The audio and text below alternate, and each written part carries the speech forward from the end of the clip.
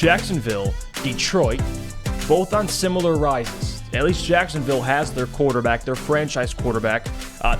Call Jared Goff whatever you like. At least they both have quarterbacks.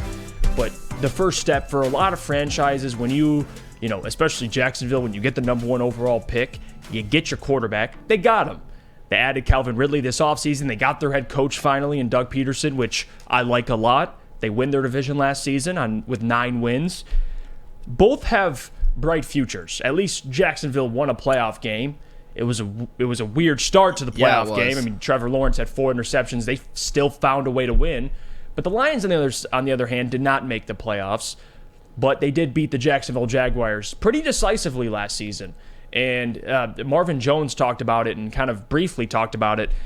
That loss to the Lions changed the trajectory of what the Jacksonville Jaguars were going to do. That smack in the face altered the rest of the season for the Jacksonville Jaguars. And for the Lions, it was a similar way earlier in the season. So both teams look to be on the right path. But the question I have, and FanDuel Sportsbook tweeted this out yesterday, probably about 2 weeks ago, but we didn't get to talk about it because I want to bring it up. And now I thought it was an interesting conversation.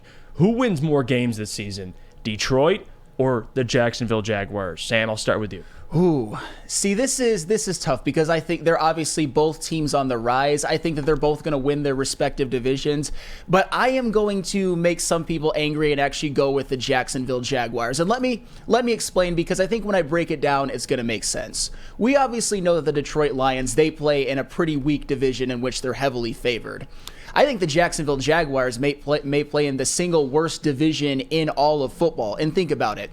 And it's not just the division, the quarterback advantage that you have. Think about it. Houston and Indianapolis are probably going to start rookies. And Indianapolis might end up starting Anthony freaking Richardson, who wasn't even good in college on day 1. And then the Tennessee Titans, maybe Ryan Tannehill. They drafted Will Levis. They drafted Malik Willis last year. They have a decided advantage at quarterback, and I think it's not even close.